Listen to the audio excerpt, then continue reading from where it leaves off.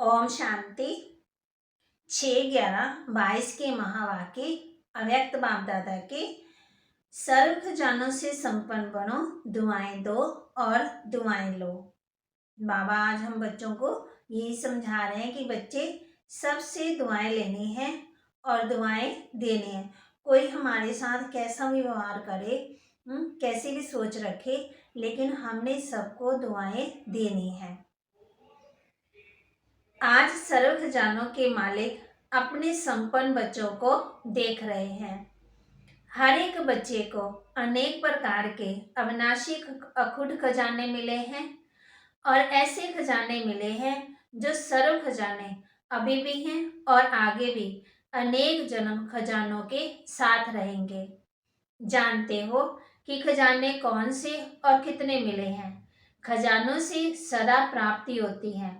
खजानों से संपन्न आत्मा सदा भरपूरता और नशे में रहती है। संपन्नता की झलक उनके चेहरे में चमकती है और हर कर्म में संपन्नता की झलक स्वतः ही नजर आती है। इस समय के मनुष्य आत्मा को विनाशी खजानों की प्राप्ति है, इसलिए थोड़ा समय नशा रहता, सदा नहीं रहता। इसलिए दुनिया वाले कहते हैं खाली होकर के जाना है और आप कहते हो कि भरपूर होकर के जाना है। आप सबको बाप दादा ने अनेक खजाने दिए हैं। सबसे श्रेष्ठ पहला खजाना ज्ञान रत्नों का खजाना। सबको यही खजाना मिला है ना, कोई वंचित तो नहीं रह गया। बाबा पूछते हैं हम बच्चों से कि बाबा कहते कोई रह तो नहीं गए। ज्ञान खजाने द्वारा इस समय भी मुक्ति जीवन मुक्ति की अनुभूति कर रहे हैं। मुक्ति धाम में जाएंगे वे जीवन मुक्त देव पद प्राप्त करेंगे। ये तो भविष्य की बात हुई। कितनी बातों से मुक्त हो मालूम है ना। बाबा ने हम बच्चों को कितनी बातों से मुक्त कर दिया। जो भी दुख और अशांति के कारण उनसे मुक्त हुए कि अभी मुक्त होना है, अभी कोई विकार नहीं आता, मुक्त हो गए ना। अगर आता भी है तो विजय बन जाते हो ना, तो कितनी बातों से मुक्त हो गए हो ना। लेकिन जीवन और अलौकिक जीवन दोनों को साथ रखो तो कितना अंतर दिखाई देता है। तो अभी मुक्ति भी प्राप्त की है और जीवन मुक्ति भी अनुभव कर रहे हो। बाबा कहते अनेक व्यर्थ और विकर्मों से मुक्त हुए रहो। चित्रों में दिखाते हो ना कितने बंदरों की रस्सियां मनुष्य आत्मा को बंधी हुई है। ये किसका चित्र है? आप तो वह नहीं हो ना, आप तो मुक्त हो ना। तो जीवन में रहते जीवन मुक्त हो गए, मना बंधनों से मुक्त हो गए। तो ज्ञान के खजाने से विशेष मुक्ति जीवन मुक्ति की प्राप्ति का अनुभव कर रहे हो। दूसरा याद अर्थात योग द्वारा सर्व शक्तियों का खजाना अनुभव कर रहे हो। कितनी शक्तियां हैं? बहुत है ना। 8 शक्तियां तो एक सैंपल रूप में दिखाते हो, लेकिन सर्व शक्तियों के खजाने के मालिक बन गए हो। तीसरा धारणा की सब्जेक्ट द्वारा कौन सा खजाना मिला है? दिव्य गुणों का खजाना। हर गुण की हर शक्ति की विशेषता कितनी बड़ी है। हर ज्ञान रत्न की महिमा कितनी बड़ी है। मैंने सहनशीलता को ले लो, महानता को ले लो, अंतर्मुखता को ले लो। इस पर कितना टॉपिक तैयार हो सकता है। तो सेवा करती हो उसमें विशेष क्या अनुभव कर होता है? खुशी होती है ना। तो सबसे बड़ा खजाना अविनाशी खुशी। तो खुशी का खजाना सहज प्राप्त होता है। 5वां संबंध संपर्क द्वारा ब्राह्मण जीवन में संपर्क में आते हो, सेवा में भी संबंध में आते हो। तो संबंध द्वारा संपर्क कौन सा खजाना मिला? सबकी दुआएं, दुआओं का खजाना मिलता है ना। ये दुआओं का खजाना बहुत बड़ा खजाना है जो सर्व की दुआओं का खजानों से भरपूर हो। संपन्न है उसको कभी भी पुरुषार्थ में मेहनत नहीं करनी पड़ती। बाबा बच्चों को समझाते पहले है माता पिता की दुआएं और साथ में सर्व के संबंध में आने से सर्व द्वारा दुआएं, मानो सबके संबंध में आए तो सबकी दुआएं। सबसे बड़े से बड़ा तीव्र गति से आगे उड़ने का तेज यंत्र है दुआएं। जैसे साइंस का सबसे बड़े से बड़ा तीव्र गति का रॉकेट है ना, लेकिन दुआओं का रॉकेट उससे भी श्रेष्ठ है। विघ्न जरा भी स्पर्श नहीं होगा, विघ्न प्रूफ बन जाएंगे, युद्ध नहीं करनी पड़ती, सहज योग युक्त युक्ति युक्त हर कर्म बोल संकल्प स्वतः ही बन जाते हो। बाबा कहते ऐसा ये दुआओं का खजाना है, सबसे बड़ा खजाना इस संगम युग का समय का खजाना है। बाबा कहते वैसे खजाने तो बहुत हैं, लेकिन जो खजाने सुनाए सिर्फ इन खजानों को खजानों को भी अपने अंदर समाने की शक्ति धारण करो तो सदा ही संपन्न होने के कारण जरा भी हलचल नहीं होगी। हलचल तब होती है जब खाली है। भरपूर आत्मा कभी हिलेगी नहीं। तो इन खजानों को चेक करो कि सर्व खजाने स्वयं में समाये हैं। इन सभी खजानों से भरपूर हो, मैं कोई में भरपूर हो, कोई में थोड़ा अभी भरपूर होना है। खजाने मिले तो सभी है ना। बाबा पूछते हैं एक द्वारा एक जैसे खजाने सभी को मिले हैं, अलग अलग तो नहीं बांटा है ना। एक को लाख दूसरे को करोड़ दिया, ऐसा तो नहीं है ना। लेकिन एक सिर्फ लेने वाले जो मिलता है, लेते भी हैं लेकिन मिला और खाया पिया मौज किया और खत्म किया। और दूसरे हैं जो मिले हुए खजानों को जमा करते हैं, खाया पिया मौज भी किया और जमा भी किया। और तीसरे जमा भी किया खाया पिया भी, लेकिन मिले हुए खजानों को और बढ़ाते जाते हैं। तो बाप के खजाने को अपना खजाना बनाए बढ़ाते जाते हैं। तो देखना है कि मैं कौन हूँ, पहले नंबर वाला हूँ, दूसरे नंबर वाला हूँ, तीसरे नंबर वाला हूँ, कौन हूँ। तो बाबा बस पूछते जितना खजानों को स्वयं में कार्य में या अन्य की सेवा में कार्य में यूज करते हो उतना खजाना बढ़ता है।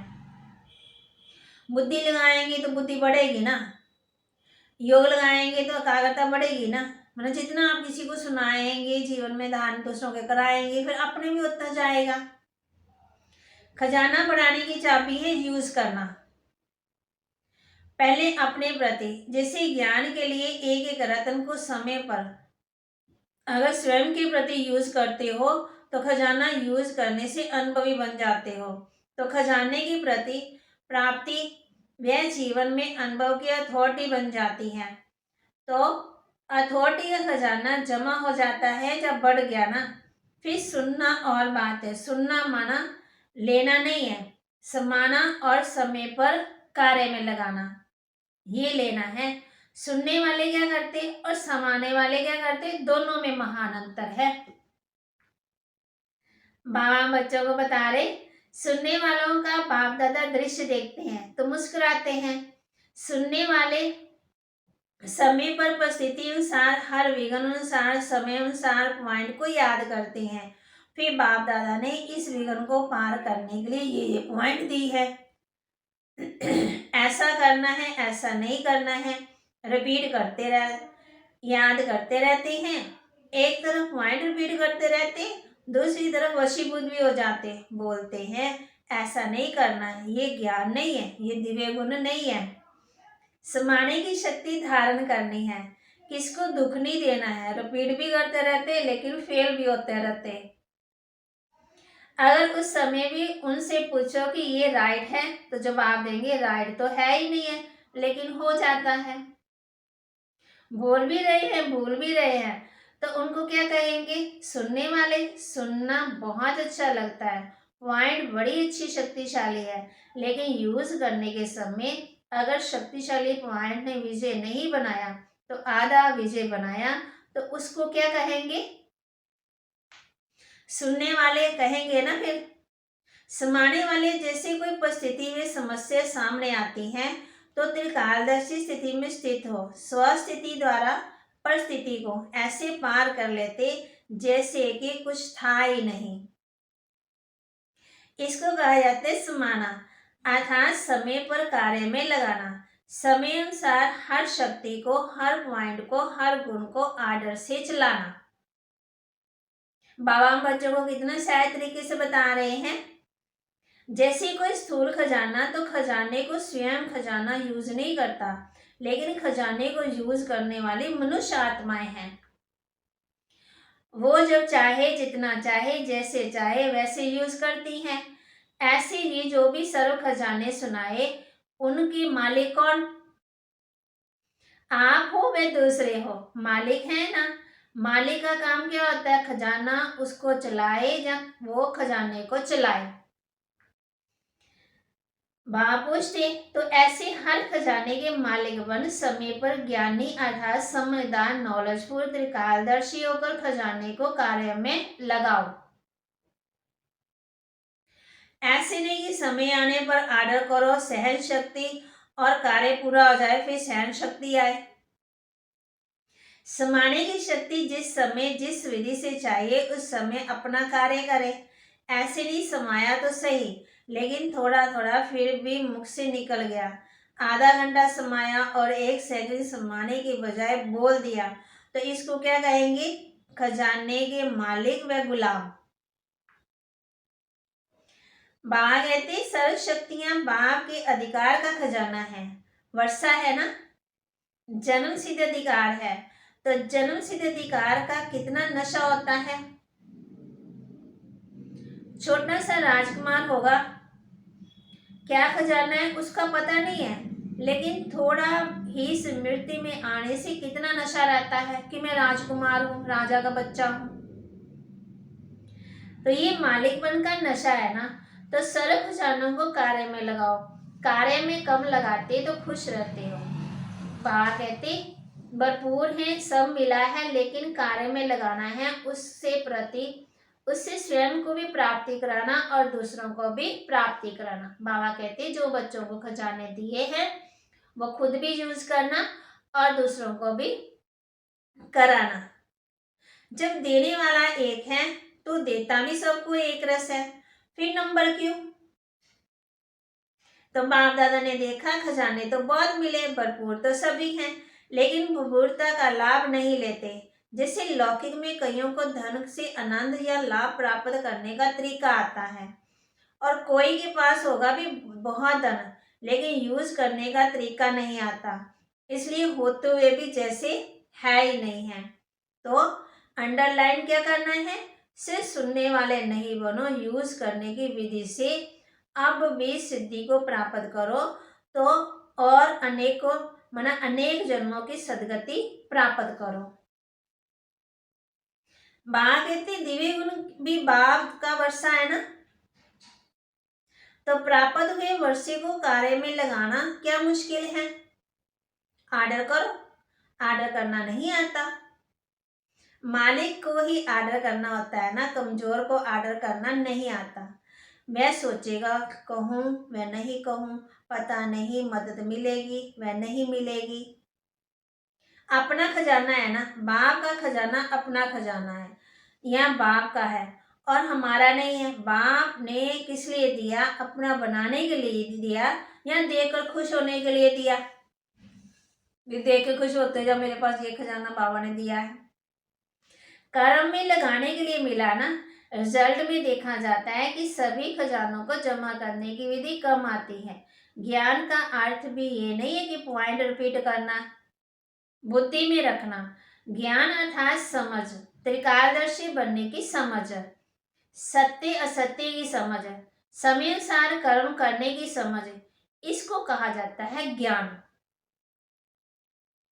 अगर कोई इतना समझदार भी हो और समय आने पर बेसमझी का कार्य करे तो उसको ज्ञानी कहेंगे?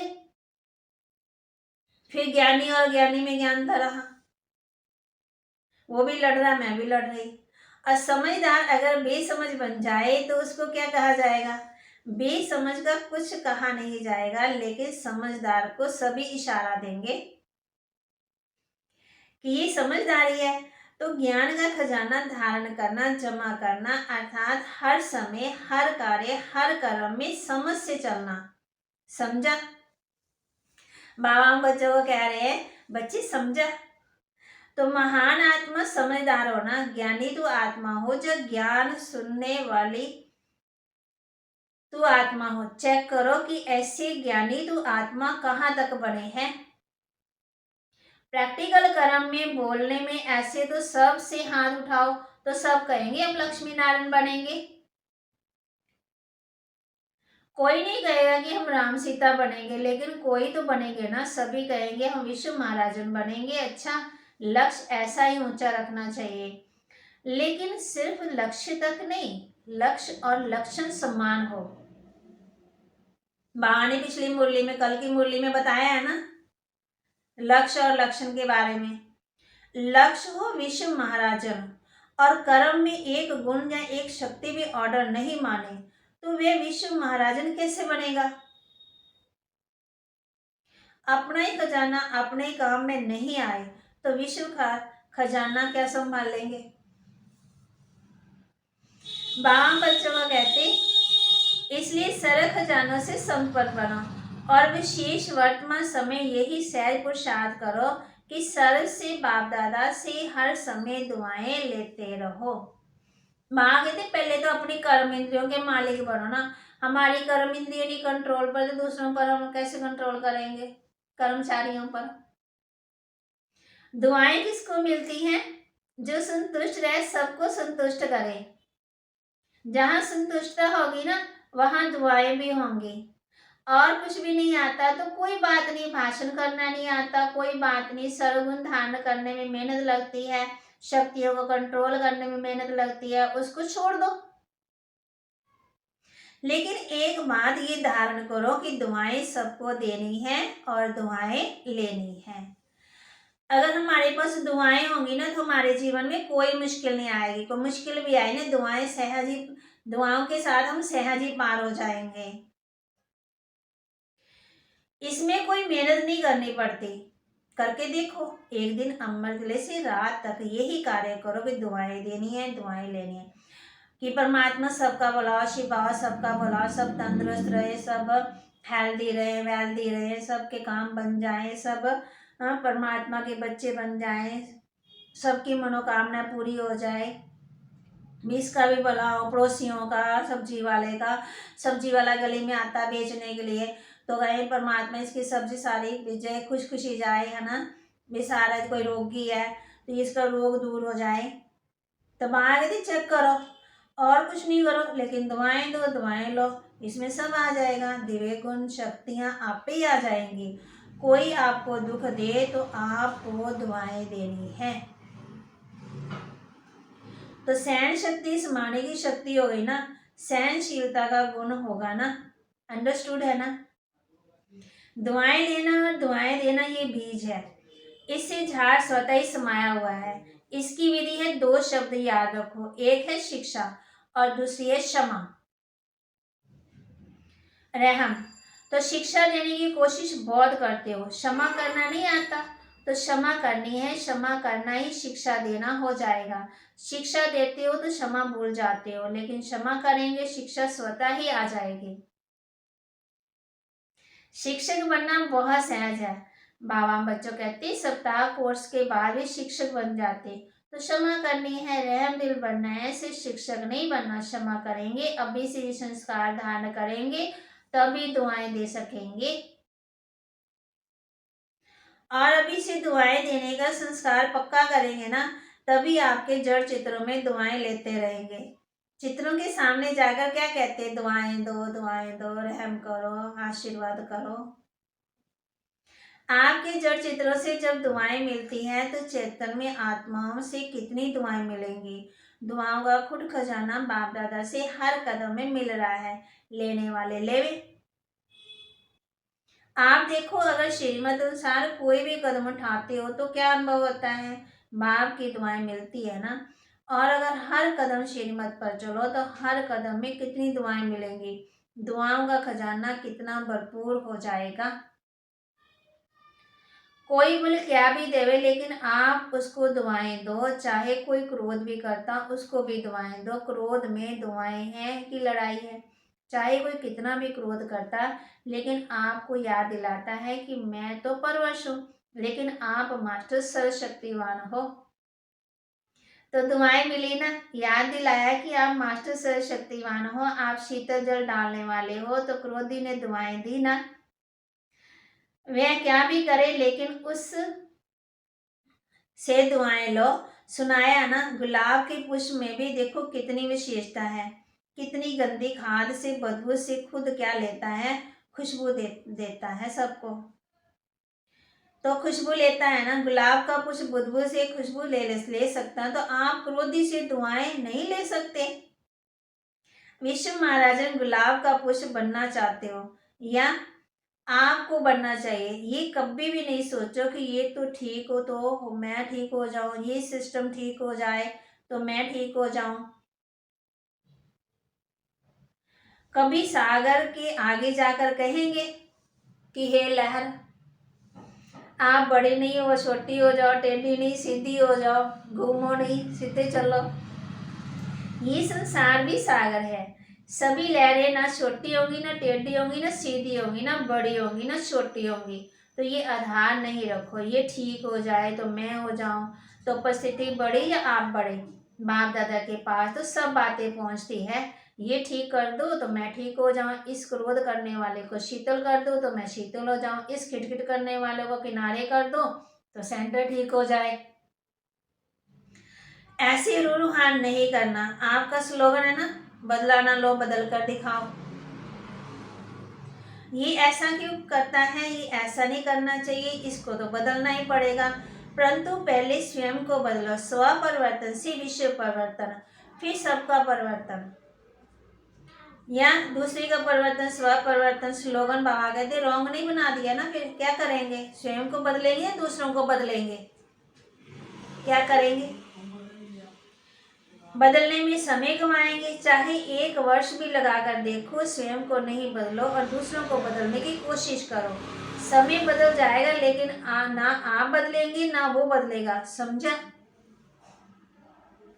सारे खजानों के मालिक बनना अर्थात समय पर खजानों को कार्य में लगाना।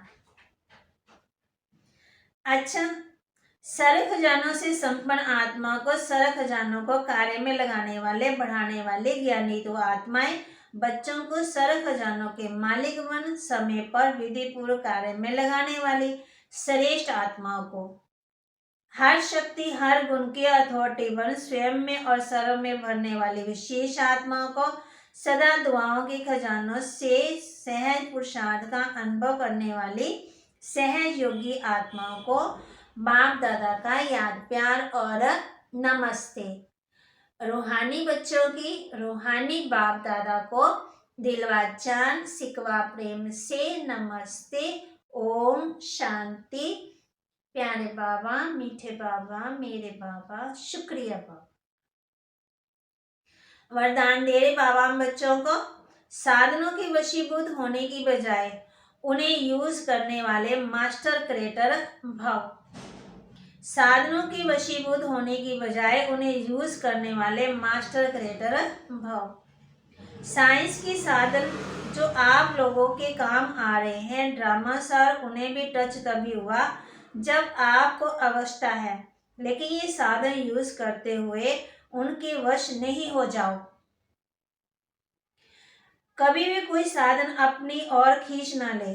मास्टर क्रिएटर बन, क्रिएशन से लाभ उठाओ। अगर उनके वशीभूत हो गए तो वह दुख देंगे, इसलिए साधन यूज करते साधना निरंतर चलती रहे। बाबा कहते फंसना नहीं है, इससे साधनों से क्या करना, हमने निकलना है ना। नहीं तो बाबा कहते यही साधन फिर लास्ट में क्या देंगे, फिर दुख देंगे। स्लोगन, निरंतर योगी बनना है तो हद के और मैं और मेरेपन को बेहद में परिवर्तन करो। निरंतर योगी बनना है, सदा ही योग लगा रहे तो हद के मैं और मेरेपन को बेहद में परिवर्तन कर दो। आज बाबा ने हम बच्चों को एक होमवर्क दिया है। कौन सा होमवर्क दिया है? दुआएं देनी है, दुआएं लेनी है, कोई भी मिले, यानी कि आज ही है, सदा के लिए, जब तक जीना है तब तक दुआएं देते ही रहना है। दुआएं देंगे तो दुआएं मिलेंगी। दुआएं देनी देनी है, देनी देनी है। परमात्मा सबका भला करे, शिव बाबा सबका भला करे, भगवान सबका भला करे, सब सुखी हो जाए, सब खुश रहे, सब तंदुरुस्त रहे। जो भी मिले उसको आत्मिक स्मृति से देख के सबको अंदर से, दिल से ऊपर ऊपर की तरफ से नहीं, दिल से, अंदर से कहना है सबका भला हो, परमात्मा इसको सारी खुशियां मिले, जो ये चाहता है इसको सारी खुशियां मिले। तो आज का होमवर्क नहीं, सदा के लिए ये होमवर्क है कि हमने ये होमवर्क करना ही करना है। सोते हुए, उठते हुए, बैठते, खाते पीते, सोते, जैसे शिव बाबा को याद करते रहते हैं ना, आत्मस्मृति में रहते हैं, ऐसे दुआएं का भी हमने प्रैक्टिस करनी है। भागते करके देखो, आज सारा दिन करके रखो। करेंगे तो होगा ना, करेंगे नहीं तो होगा ही नहीं फिर। ओम शांति।